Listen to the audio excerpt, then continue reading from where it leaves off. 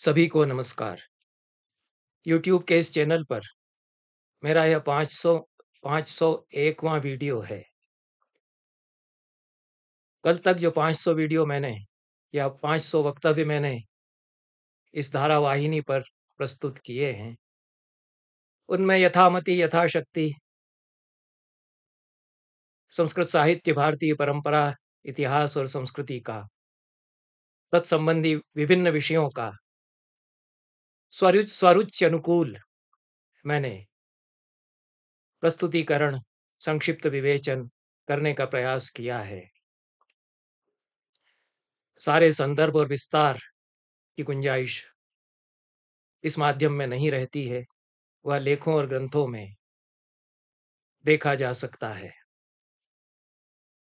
जिन सुधीजनों का, विद्वज्जनों का मुझे इसमें सहयोग, मार्गदर्शन प्राप्त होता रहा है, जिनकी शुभकामनाओं के कारण यह उपक्रम चलता रहा है, उनका मैं कृतज्ञ हूँ। यदि आप चाहते हैं कि यह उपक्रम चलता रहे तो मेरे इस चैनल को सब्सक्राइब करें। सब्सक्रिप्शन निःशुल्क है। मेरा चैनल खोलकर जहाँ सब्सक्राइब लिखा हुआ है उसको क्लिक करना है।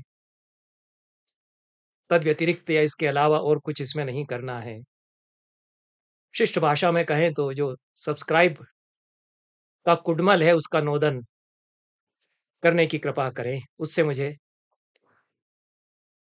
आनंद प्राप्त होगा। जितने जुड़ेंगे लोग, सुधीजन, मेरे इस उपक्रम से। मेघदूत में निगमागम समन्वय इस शीर्षक से 10 वक्तव्य मैंने प्रस्तुत किए हैं। आज मैं 11वां वक्तव्य इस कड़ी में, इस श्रृंखला की 11वीं कड़ी प्रस्तुत करने जा रहा हूं। पिछले 10वें वक्तव्य में उज्जैनी से आगे बढ़कर देवगिरी पर्वत पर मेघ को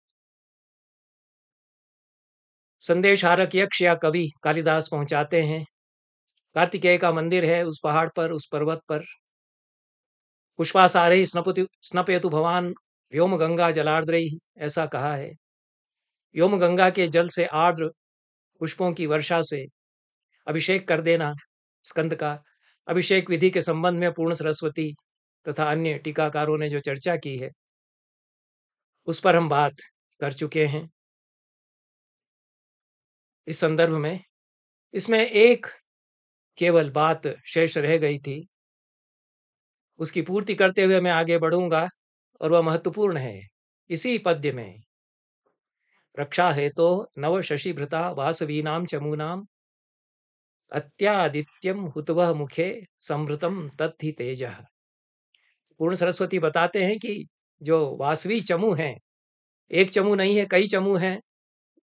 और कल जो मैंने वक्तव्य दिया है उसमें चमू, अनीकिनी, सेना, प्रतना, ये जो पर्याय माने गए हैं, इनका तारतमिक विशेष होता है, इस पर मैंने बात की है। तो चमू है इंद्र के पास, और एक चमू नहीं, कई हैं। उन चमुओं की भी रक्षा के लिए कार्तिकेय हैं। सेना रक्षा के लिए होती है, सेना की रक्षा नहीं की जाती है। इसमें थोड़ा सा कालिदास बड़े ही गूढ़ भावों के कवि हैं, थोड़ी सी व्यंजना है कि जो सेनाएं हैं वो रक्षा नहीं कर पा रही हैं। अब उनकी सेना के लिए अत्यादित्य तेज प्रकट होता है। तो रक्षा हेतु नवशशिभृता वासवीनाम चमूनाम अत्यादित्यम हुतवा मुखे समृतम तद्धि तेजः। वे कार्तिकेय तेज हैं, जो कि आदित्यम अतिशयते इति अत्यादित्यम, 12 सूर्यों को भी जो निस्तेज बनाने वाले, उनसे भी अधिक भास्वर प्रकाशमान, ऐसे तेज वे हैं। कालिदास ऐसे ही तेज की कामना करते हैं। न तेजस तेजस्वी प्रसतम अपरेशाम विषहते जलति ज्वलति चलितेन्धनोग्नि। बार बार तेज की बात कालिदास करते हैं। तेजस्वी व्यक्ति दूसरे का तेज फिर नहीं सह पाता है, यदि वह अनुचित रूप से प्रवृत्त होता है तो, यह वे कहते हैं। और यहाँ पर कार्तिकेय को तेज कहा है, इसमें रूपक अलंकार हो गया है। कार्तिकेय ही अत्यादित्य तेज हैं, ऐसा कहा गया है। तेज से युक्त हैं ऐसा नहीं कहा गया है, विशेषण के रूप में तेज नहीं लाया गया है। तेज से अभेद बता दिया गया है। तद रूपकम अभेदो यह उपमानोपमेयो। तो तेज के समान वे हैं ऐसा उपमा न करके, और तेज ही हैं कार्तिकेय, ऐसा कहा गया है। तो ये जो अभेद बताया गया है, इसमें कालिदास बीच-बीच में अपने महाकाव्यों में, श्रृंगार काव्यों में गूढ़ दार्शनिक अभिप्राय व्यक्त करते हैं। तो वो कहना ये चाह रहे हैं कि साकार और निराकार में अंतर नहीं है।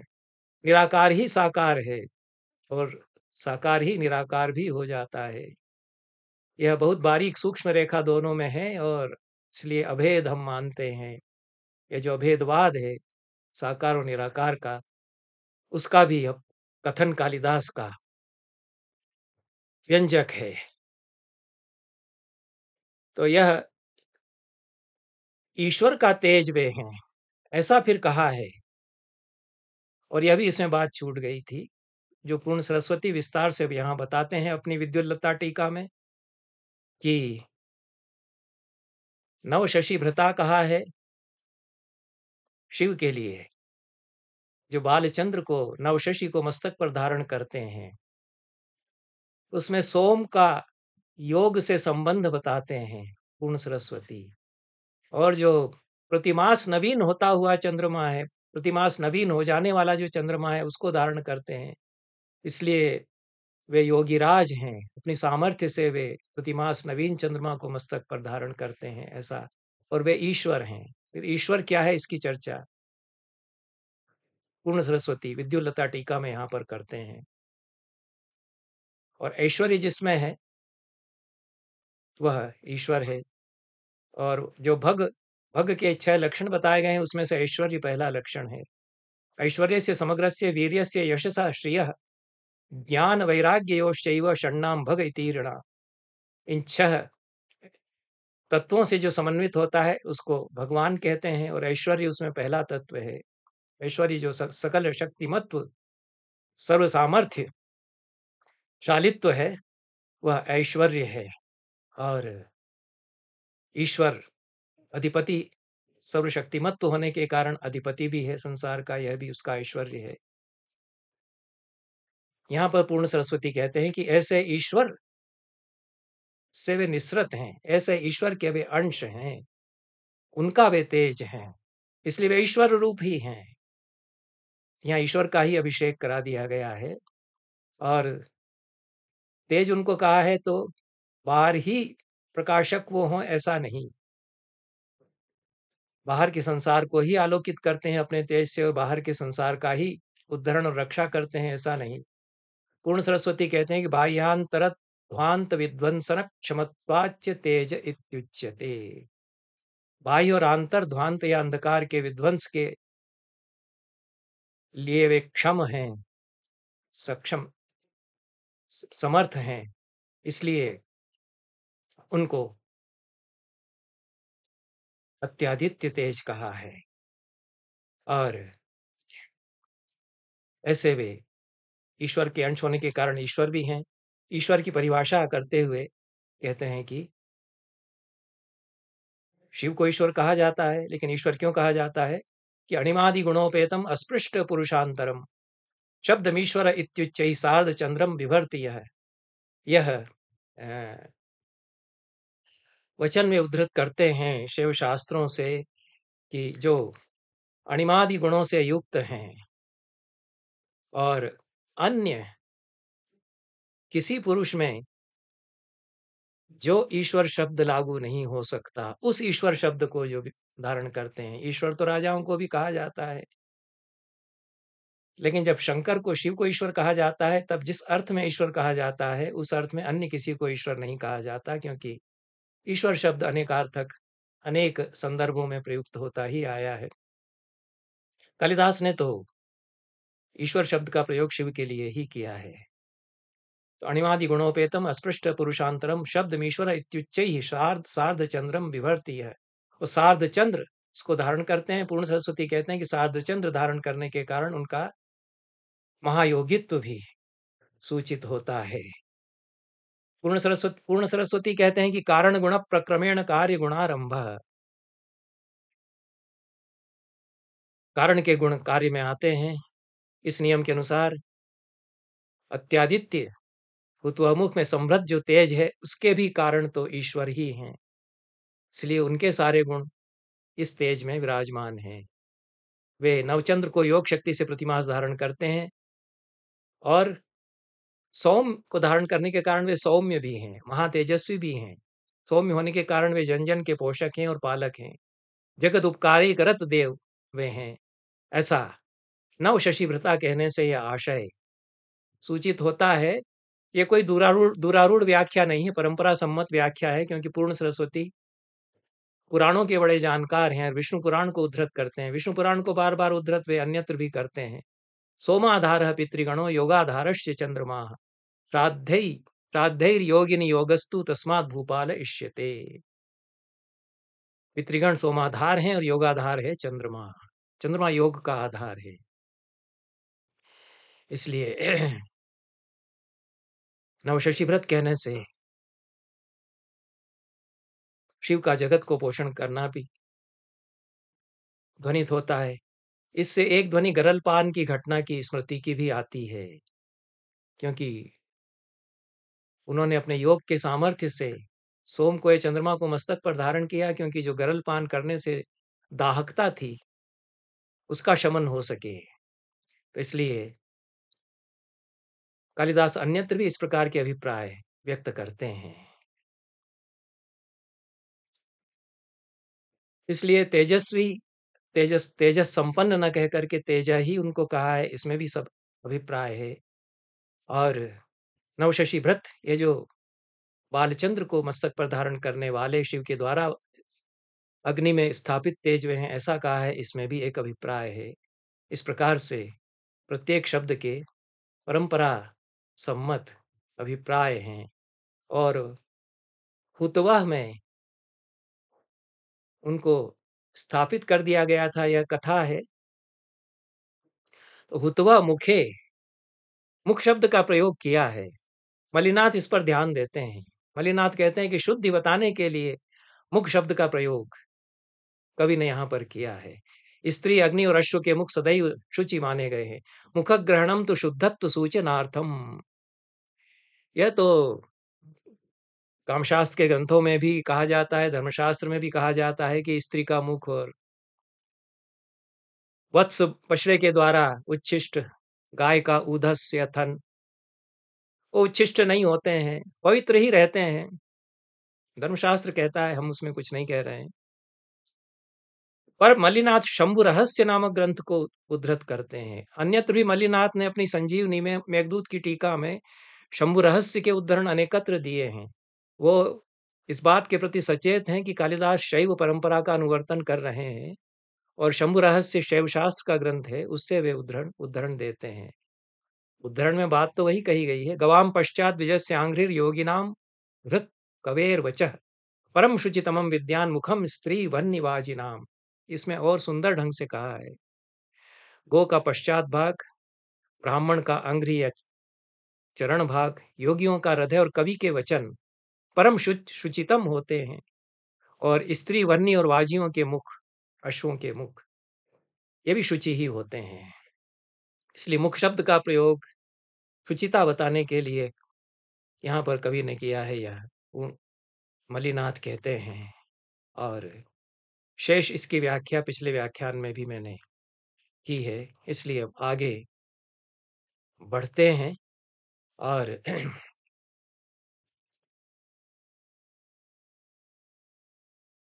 पार्वती का जो तांत्रिक मर्म है अगले श्लोक में, उस पर वासुदेव शरण अग्रवाल ने चर्चा की है, उसकी भी बात मैं कर चुका हूँ। किस प्रकार से एक तो लोक तत्व भी है, लोक और शास्त्र दोनों चलते हैं। पूर्ण सरस्वती कहते हैं कि पार्वती स्कंद के मयूर के बर्ह को पुत्र प्रेमणा कोलय दल प्रापि करणे करोति। पुत्र के प्रति प्रेम के कारण वे उसको उठा करके कान में खोंस लेती हैं। पूर्ण सरस्वती कहते हैं कि यह तो वनेचरों के योग्य वेश है, वनेचर लोग लगाते हैं और ग्वाल बाल लगाते हैं, इसीलिए श्री कृष्ण का वर्णन किया जाता है। बर्हिरण्यवस स्फुरितरुचिना गोप वेशस्य विष्णु, यह मेघदूत में भी कहा है। कृष्ण जो है वह बर्ह मयूर पंख को धारण करते हैं, वह पार्वती तो देवी हैं और उनके श्रृंगार में तो वरह का प्रयोग नहीं होना चाहिए, पर वो कहते हैं कि पुत्र प्रेम के कारण वे धारण करती हैं। इसके आगे आराध्येनम शरवण भवम देवमुल्लंघिताद्वा, यह पद्य जो आता है, आगे तुम बढ़ोगे और सिद्धद्वंद्वैर्जलकण भयाद वीणिभिर्मुक्त मार्गः, यह कहा है अगले पद्य में। सिद्ध लोग हमारे ऊपर या कहीं फुहार न छोड़ दे, ऐसा सोच करके रास्ते से हट जाएंगे। सिद्ध विचरण कर रहे हैं, सिद्ध क्षेत्र है और वीणाएं धारण करते हैं। यह भी शैव शास्त्र की ही परंपरा है। जो सिद्ध हैं, शिव के आराधक हैं, वो वीणाएं लिए रहते हैं। अभिनव गुप्त भी हाथ में वीणा लिए हुए हैं, यह उनके शब्द चित्र में मधुराज योगी वर्णन करते हैं। उसके आगे बढ़कर के चंबल नदी, चर्मणवती जिसको संस्कृत में कहा जाता है, उसका वर्णन है। और रंतिदेव ने जो यज्ञ किया था उसमें गवालंबन, गौओं की बलि देने के कारण जो रक्त की धार बही, वही चंबल नदी बनी। ऐसी पौराणिक कथा का उल्लेख यहाँ कालिदास करते हैं। उसका सम्मान देते हुए आगे बढ़ जाना, उसमें उनको रुचि अधिक नहीं है। यह सब जो कर्मकांड हुआ। उसके आगे मंदसौर नगर आ जाता है, दशपुर संस्कृत में उसका नाम है। वहाँ की वधुएं कौतूहल से तुम्हें ताकेंगी, ऐसा 48वें श्लोक में कहा है। 44 से 48 तक हम आ जाते हैं।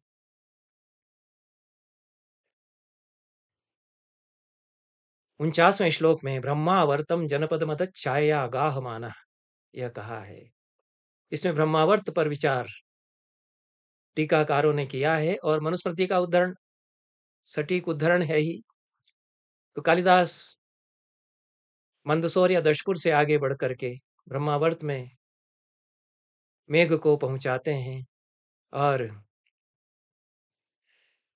छाया गाह माना, ऐसा चूंकि कहा है तो मल्लिनाथ कहते हैं कि ऊपर ऊपर से यह चक्कर लगाएगा तो इससे परिक्रमा भी तीर्थ स्थल की होगी। छाया अनातप मंडलेन गाह मानः प्रविशन न तो स्वरूपेण, उस छाया के द्वारा, अनातप मंडल जो है छाया, उसके द्वारा वह अवगाहन करता है तो तीर्थ की परिक्रमा करने का आशय उससे हो जाता है।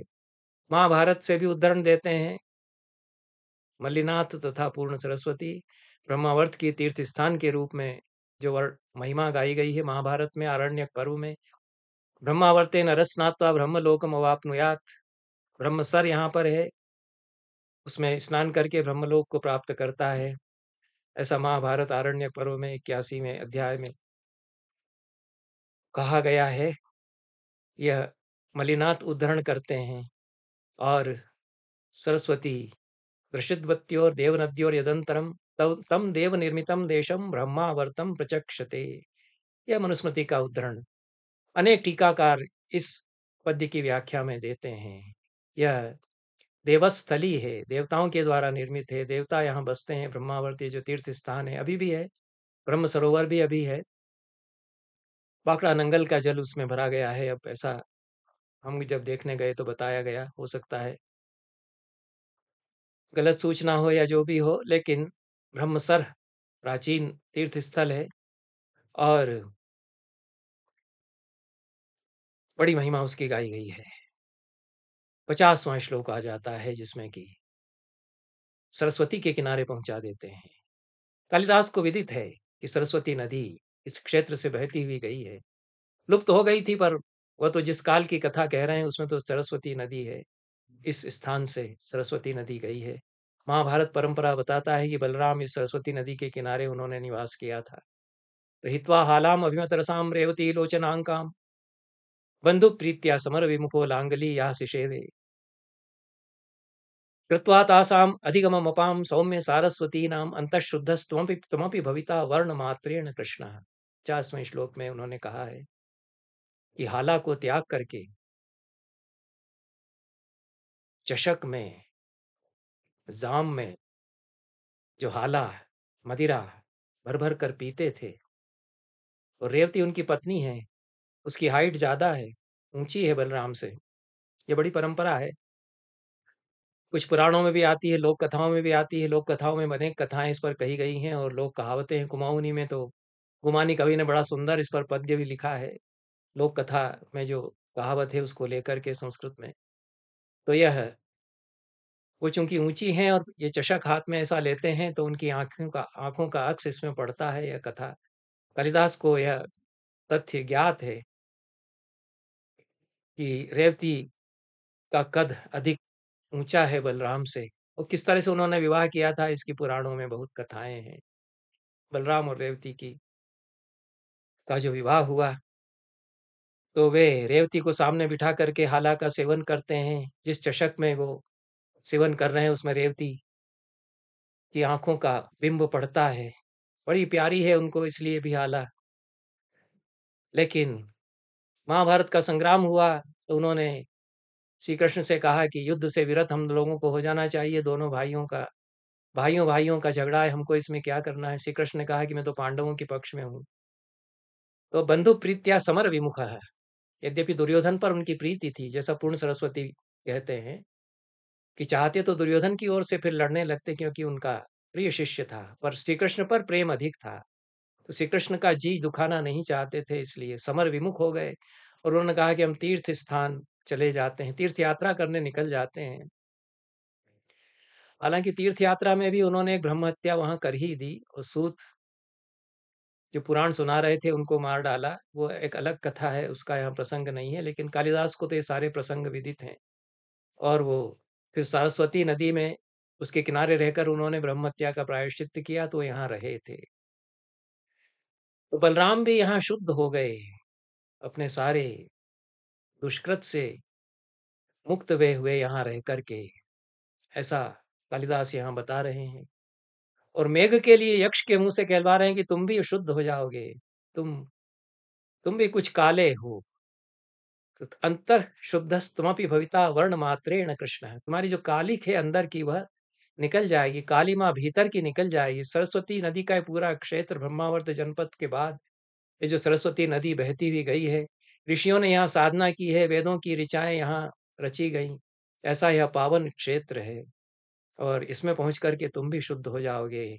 यक्ष जो यात्रा कर रहा है अपने भीतर, यक्ष की जो अंतर यात्रा है, वो कवि जो यात्रा करवा रहा है यक्ष के द्वारा और मेघ के द्वारा, उस समय ये जो अंतर यात्रा है, ये चित्त की शुद्धि की यात्रा है और शिव तक पहुंचने की यह यात्रा है। तो इसलिए इस स्थान पर पहुंच करके जो कुछ भी कामनाएं इस मेघ के भीतर हैं, मेघ भी एक प्रतीक है, कामी का प्रतीक है। कामी विहार करता है, स्वैराचार भी करता है, अनेक नदियों का उपभोग करता है, उनका रसपान करता है, जलपान करता है, सब जो प्रतीक हैं। इस स्थान पर पहुंच करके अब उसको किसी का जल सोखने की आवश्यकता नहीं, वो पूर्ण हो चुका है और भीतर से पवित्र हो चुका है। इसलिए इसके आगे फिर इसका भी रस ले लेना, इसका भी जल पीना, ऐसा कालिदास नहीं कहते हैं। गंगा के किनारे भी उसको पहुंचाते हैं, गंगा को देखता है मेघ, और अद्भुत वर्णन गंगा का वहां किया गया है। लेकिन यह अंतर्शुद्धि उन्होंने करा दी। एक बड़ी यात्रा तो उन्होंने उज्जैनी में पहुंचाकर उसको कराई, जहां शिव की आरती में वह नगाड़ा बज बन करके बज उठता है और भवानी उसकी भक्ति को संतुष्ट होकर के देखती रह जाती हैं। वहां तक भी कामना, योग और भोग दोनों साथ चल रहे हैं। तो यहाँ आकर के यदि विकार हैं, पूरी तरह छूट गए हैं। यह इसलिए वर्ण मात्र से कृष्ण तुम रह जाओगे, ऐसा 50वें श्लोक में यहाँ पर कहा है। एक चर्चा यहाँ पर टीकाकार करते हैं, विशेष रूप से पूर्ण सरस्वती कहते हैं कि हाला प्राकृत शब्द है। मल्लिनाथ भी कहते हैं कि यह देशज शब्द है, संस्कृत का शब्द नहीं है।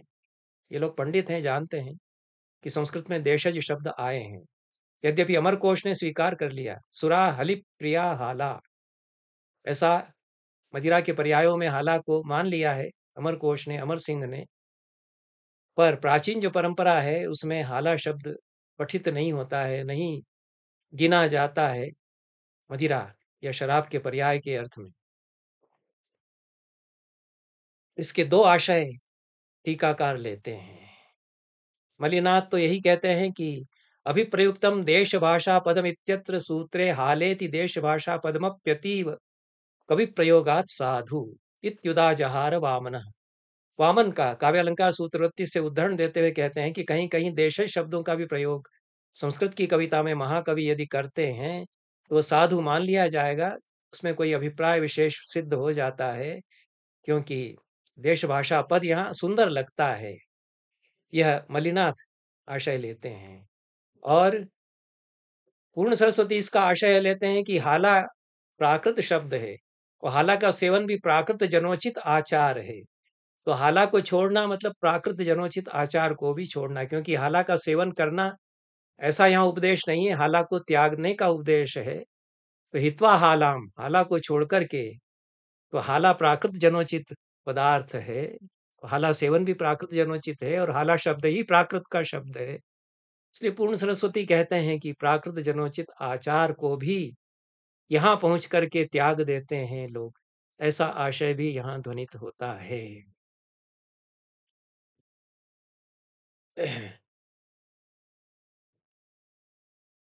इसके बाद 51वें श्लोक में कनखल तक पहुंच जाता है। ठीक है, ब्रह्मावर्त के आगे कनखल आता है। हरिद्वार के पास कनखल अभी भी है, बहुत सुंदर स्थान है। कनखल ही अभी भी कहते हैं। वहां पर गंगा बहती है, गंगा का बड़ा सुंदर रमणीय पावन रूप वहां पर है।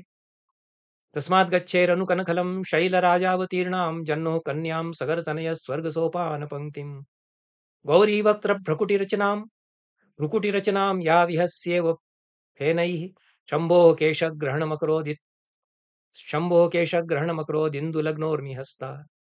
कनखल महात्म्य पर उद्धरण अच्छे दिए हैं टीकाकारों ने। यहाँ प्राचीन जो ग्रंथ है उनमें कनखल का महात्म्य बताया गया है। और उसके आगे यदि बढ़ते हैं तो हिमालय पर पहुंच जाता है, जहां पर कस्तूरी मृग घूम रहे हैं। गंगा बहती हुई देखता है, गंगा की छटाओं का वर्णन किया है। आसीनानां सुरभितशिलं नाभिगन्धैर्मृगाणां कस्यायव प्रभवचलं प्राप्य गौरम तुषारैः। हिमालय पर पहुंच जाता है मेघ, कस्तूरी मृग वहां बैठे हुए हैं, उनके बैठने से वहां की चट्टानें सुवासित हो उठी हैं। उसी हिमालय से गंगा बहती है, उस गंगा का जो प्रभव है, उत्पत्ति स्थल है, उस पर जब तुम टिकोगे उसकी किसी चोटी पर, तो क्या शोभा होगी। त्रिनयन वृषोत्खात पंकोपमेयाम। त्रिनयन या शिव के वृषा, बैल नंदी वाहन के द्वारा खोदे गए पंख से उपमेय शोभा को तुम धारण करोगे। यहाँ शिव का स्मरण किया है। शिव के साथ उनका वाहन नंदी है, वृषभ है। बैलों की आदत होती है ऊंचे टीले को वे सींग से खोदते हैं। हाथियों की भी आदत होती है ढूसा मारने की। मेघदूत के आरंभ में ही वर्णन किया है। बादल को पहाड़ की चोटी पर टिका हुआ देखा तो जैसे कोई हाथी शिखर पर क्रीड़ा कर रहा, वप्र क्रीड़ा परिणत गजब प्रेक्षणीयम ददर्श।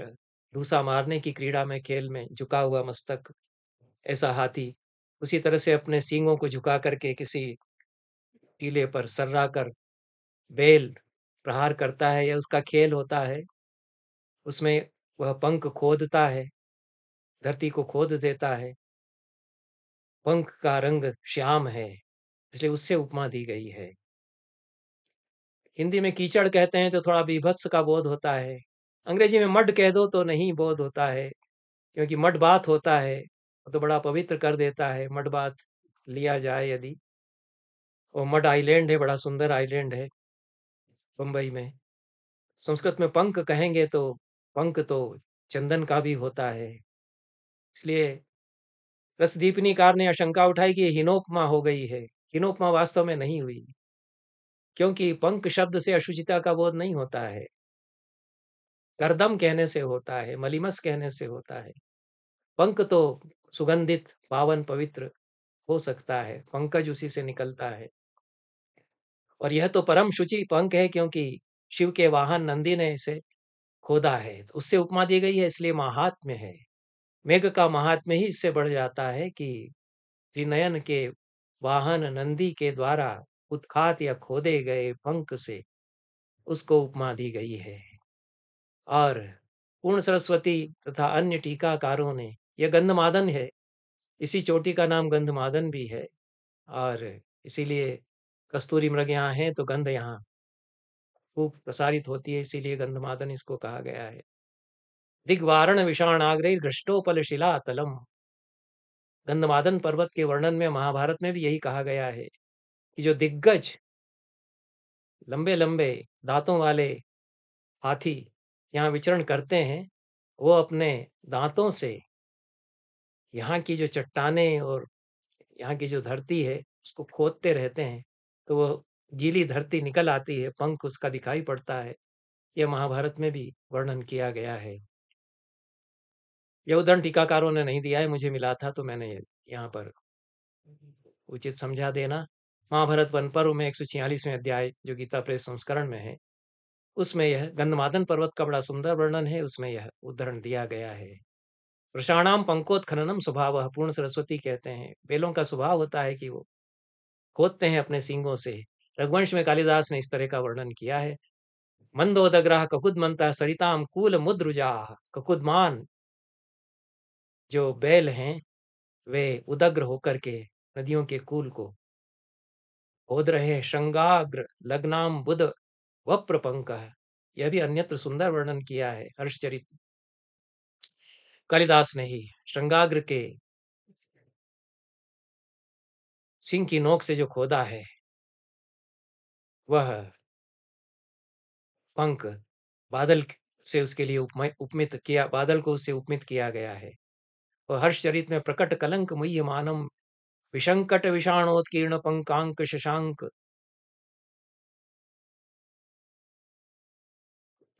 पंकांक शंकर शाकर ककुद कूट संकाशम। ये तो बाण भट्ट ने हर्षचरित में बहुत सुंदर वर्णन किया है। और पंख से अंकित जो शंकर का ककुदमान है उसके जैसा यह लग रहा है, विषाण से जिसने खोदी है धरती। यह पावन क्षेत्र है, इसमें शंकर विराजमान है, नंदी उनका वाहन विराजमान है। मेघ यहाँ पर आ पहुंचता है।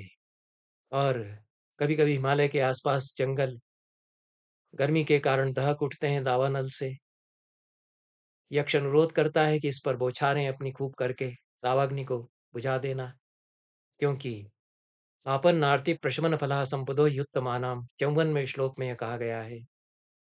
उत्तम जनों की जो संपत्तियां हैं वे आपन्न जनों की विपदाओं को दूर करने के लिए ही, उनकी आरती को संकट को शांत करने के लिए ही हुआ करती हैं। 55वां श्लोक जो इसके आगे है, ये संरंभोत्पतन रभसा स्वांग भंगाय तस्मिन् मुक्ताध्वानं सपदि शर्वा लंघययुर्भवन्तं तान् कुर्वीथास्तूलकर्का वृष्टिपातावकीर्णान् एवा न स्युः परिभवपदं निष्फलारंभ यत्ना। शरभ नाम के अष्टपाद जंतु पहले हुआ करते थे, अब तो लुप्त हो गए। जिस प्रकार से डायनासोर लुप्त हो गए, शरभों का वर्णन अनेकत्र आता है संस्कृत साहित्य में। और सिंह को भी जो मार डालता है, ऐसा शरभ अष्टपाद 8 पैरों वाला जंतु हुआ करता था, उसके वर्णन अनेकत्र मिलते हैं। और शिव पुराण आदि में कथा मिलती है कि नरसिंह अवतार लेकर के जब बहुत उग्र क्रोध में भर कर के नरसिंह का वध करने के पश्चात नरसिंह अवतारधारी विष्णु शांत नहीं हुए और गरजते रहे क्रोध में आविष्ट होकर के, देवता लोग बहुत घबरा गए। तब शंकर ने उनका त्राण करने के लिए शर्भावतार लिया। और शरभ चूंकि सिंह को भी परास्त कर देता है, तो शर्भावतारधारी विष्णु और नृसिंहावतारधारी शर्भावतारधारी शिव और नृसिंहावतारधारी विष्णु में महायुद्ध हुआ और उसमें विष्णु को उन्होंने पराजित किया। यह तो सांप्रदायिक अपने अपने मत का प्रतिपादन करने के लिए कथाएं पुराणों में आती हैं। और शिव बड़े हैं, इस कथा के द्वारा सिद्ध करते हैं शर्भावतार में उन्होंने विष्णु को परास्त कर ही दिया। लेकिन शरभ का वर्णन अनेकत्र आता है और शरभ सिंह से ज्यादा बलशाली होता था। तो शरभ सदैव अपने बल के मद से भरा रहता है और गरज करके आक्रमण करने के लिए सर्रा कर दौड़ता है, उसका स्वभाव होता है। तो समरंभोत्पतन रभस्व हुआ करता है, 55वें में कहते हैं। हड़बड़ी में हड़बड़ा करके और तेजी से सर्रा करके तुम्हारे ऊपर हमला करने के लिए दौड़ेगा। बादल हिमालय पर पहुंच करके कुछ हिममय हो जाता है। मेघ की एक कोटि है, वासुदेव शरण अग्रवाल ने मेघ की अनेक कोटियां जो मेघदूत में वर्णित हैं उनका विश्लेषण किया है, और आधुनिक जो मेघ विज्ञान है उसकी दृष्टि से भी विश्लेषण किया है। तो यह मेघ होता है जो हिमालय पर पहुंच जाता है, वह थोड़ा सा ठोस होने लगता है। उससे भिड़ने के लिए फिर आ जाएंगे शरभ, ऐसा यहाँ करते हैं। तो स्वांग भंग ही होगा, क्योंकि जो जम करके ठोस हो रहा है मेघ, उससे यदि टकराएंगे तो स्वांग भंग करेंगे। तो ऐसे शरभों को उनका मद शांत करने के लिए तुमुल कर का वृष्टि करके उनको अवकीर्ण कर देना। अवकीर्ण कर देना, ऐसा तितर बितर कर देना, यह हिंदी में, सरल हिंदी में आशय है। तो उनके ऊपर ओलों की बौछार करके उनको भगा देना, वे तितर बितर हो जाएंगे, भाग जाएंगे। क्योंकि इस प्रकार का निष्फल प्रयास करने वाले लोगों का यही हश्र होता है, उनका यही परिभव हुआ करता है, ऐसा अर्थांतरण न्यास के द्वारा कहा गया है। इसमें दो महत्वपूर्ण बातें टीकाकारों ने कही हैं। वासुदेव शरण अग्रवाल भी एक टीकाकार है, उनको सम्मिलित करके तान कुर्वी था तुमुल करका वृष्टिपाताव कीर्णान, यह तृतीय चरण में 55वें श्लोक में कहा है। तो तुमुल करका वृष्टि के द्वारा उनको अवकीर्ण कर देना, ऐसा जो कहा है, इसकी व्याख्या में पूर्ण सरस्वती कहते हैं कि कुर्वी था यह विधि वाक्य है, और विधि वाक्य होने के कारण इसमें धर्मशास्त्रों के पूरे जो निर्देश हैं, कुर्वी था इति विधि न तो दया कथंचिदपि निर्वर्तनीया इति भावः। यह विधिवाक्य होने के कारण ऐसे लोगों पर दया करने की आवश्यकता नहीं है। यह कहते हुए वे उद्धृत करते हैं, अवध्य यो भवेद दोषो वध्यमाने नपात्मज सवध्यस्यावधे दृष्ट इति धर्मविदो विदुः। अवध्य का वध करना और वध्य का वध न करना दोनों बराबर पातक हैं। अपराधी है उसको दंड देना, और अपराधी है उसको दंड न देना, और निरपराध को दंड देना, दोनों समान पातक हुआ करते हैं, ऐसा धर्मशास्त्र का वचन उद्धृत करते हैं। और और भी टीकाकार यहाँ पर विधिवाक्य मान करके और इसमें आगम प्रमाण उद्धृत करते हैं। तो यह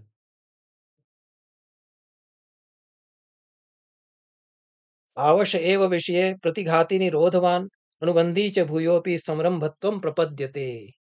संरंभ किन किन लोगों में होता है, इसके लक्षण उद्धृत करते हैं पूर्ण सरस्वती। सर्वात्ययान वेक्षितु त्वरावान लंघित क्रम अशक्य सोढ़ुमन्यश्च व्यापारो रभस स्मृतः। ये रभस व्यापार, हड़बड़ी में होने वाला व्यापार कैसा होता है, ये दिवाकर कोश उद्धृत करते हुए पूर्ण सरस्वती बताते हैं। लेकिन विधि वचन होने के कारण वे धर्मशास्त्र सम्मत व्यवस्थाएं यहाँ पालनीय हैं, ऐसा भी निर्देश यहाँ पर मानते हैं। वासुदेव शरण अग्रवाल इस पद्य का गूढ़ आध्यात्मिक अर्थ खोलते हुए कहते हैं कि यह वृष शक्ति की मीमांसा मेघदूत में कालिदास कर रहे हैं। जिस वृष शक्ति की दुर्धर्षता का इस पद्य में प्रतिपादन है, उसके सम्मुख शरभ जो है तुच्छ है, वह कामासक्त जीव का प्रतीक है, जिसकी दुर्गति अवकीर्णी या खंडित ब्रह्मचर्य वाला होने में होती है। अवकीर्णी शब्द के आधार पर वे अग्रवाल जी व्याख्या इस प्रकार की करते हैं, क्योंकि अवकीर्णी आता है, श्रौत सूत्रों में शब्द आता है, वैदिक साहित्य में आता है, और सोमयाग की विधि में जो ब्रह्मचारी पुंशली संवाद हुआ करता है, उसमें दुष्चरितिन अवकीर्णिन ऐसा संबोधन पुंशली ब्रह्मचारी के प्रति करती है। ब्रह्मचारी का उपहास करती हुई उसको अवकीर्णी कहती है। और फिर स्मृतिकार याज्ञवल्क्य के अवकीर्णी का लक्षण करते हैं। तो कालिदास को यह परंपरा विदित है, वे जानबूझकर अवकीर्ण शब्द का प्रयोग यहाँ करते हैं। सामान्य अर्थ, अभिधेयार्थ तो अवकीर्ण हो गया मतलब बिछ गया, बिखर गया, तितर बितर हो गया, यह तो लिया ही जाएगा। लेकिन कालिदास चूंकि वैदिक परंपरा का बोध उनको है, इसलिए वे यहाँ उस पूरी परंपरा को भी सूचित कर रहे हैं, और याज्ञवल्क्य की स्मृति में अवकीर्णी का जो लक्षण दिया है उसको वासुदेव शरण अग्रवाल उद्धृत करते हैं, अवकीर्णी भवेद गत्वा ब्रह्मचारी तु योषितम।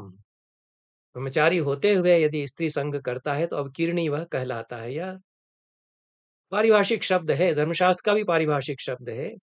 और मनु और कुल्लूक भट्ट ने इस पर चर्चा की है। स्त्री संपर्कात विलुप्त ब्रह्मचर्य अवकीर्णी, ऐसा कुल्लूक भट्ट कहते हैं।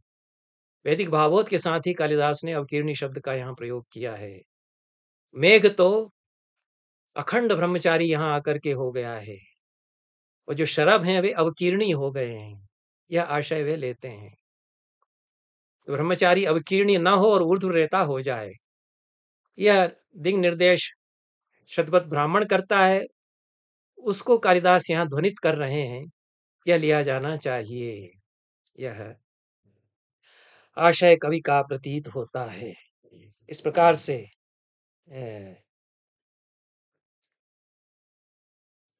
यहाँ तक कनखल से आगे बढ़ते हुए जिसके महात्म्य के वर्णन में पुण्यम तत् ख्यायते राजन ब्रह्मर्षिगण सेवितम सनत कुमार कौरव्य पुण्य कनखलस्तथा पर्वतश्च पुरुर्नाम यत्र जातः पुरुरवाह, ऐसा प्रदीपकार दक्षिणावर्तनाथ कनखल महात्म्य में उद्धृत करते हैं। विद्युल्लताकार पूर्ण सरस्वती भी इन्हीं वचनों को उद्धृत करते हैं, अन्य टीकाकार भी उद्धृत करते हैं। उस कनखल से आगे बढ़कर के इसी हिमालय पर फिर पहुंच जाता है। वह गंगा का प्रवाह, अद्भुत रमणीय प्रवाह देखता है, और उस गंगा के प्रवाह को देखता हुआ हिमालय की चोटी पर टिक जाता है और शरभों को अवकीर्ण कर दे, ऐसा कालिदास यहाँ पर मेघ के लिए कहलवाते हैं। उसका कुछ